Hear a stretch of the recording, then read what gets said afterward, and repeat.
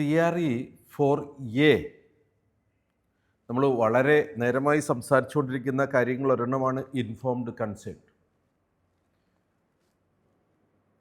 നമ്മുടെ ഹോസ്പിറ്റലിൽ ഏതൊക്കെ പ്രൊസീജിയേഴ്സിനാണ് ഇൻഫോംഡ് കൺസേൺ വേണ്ടുന്നത് എന്നതിനെക്കുറിച്ച് നമുക്കൊരു ലിസ്റ്റ് ഉണ്ടാവണം. ഉണ്ടോ നമ്മുടെ ഹോസ്പിറ്റലിൽ? ചെക്ക് ചെയ്യുക.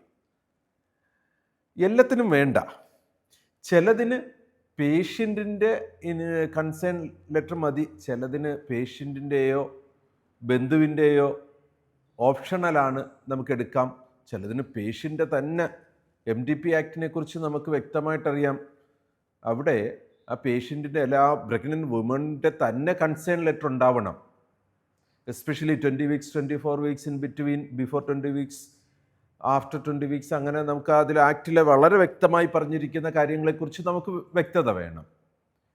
അതുപോലെ തന്നെ national AIDS control organisation NACO പുറപ്പെടുവിച്ചിട്ടുള്ള ഗൈഡ് ലൈൻസ് ഉണ്ട് എങ്ങനെയാണ് ഒരു പ്രൊസീജിയറിന് കൺസേൺ വാങ്ങേണ്ടതെന്നുള്ളത്.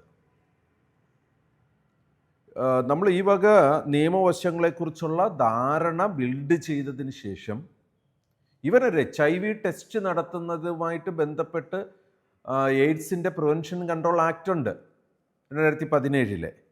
അതുമായിട്ട് ബേസ് ചെയ്തിട്ട് വേണം നമ്മൾ ആ തീരുമാനങ്ങൾ എടുക്കാനായിട്ട് കൺസേൺ വാങ്ങുന്നത് എങ്ങനെയാണെന്ന്. നമുക്കൊരു ലിസ്റ്റ് ഓഫ് പ്രൊസീജിയേഴ്സ് നമ്മുടെ ഹോസ്പിറ്റലിൽ ഉണ്ടാവണം.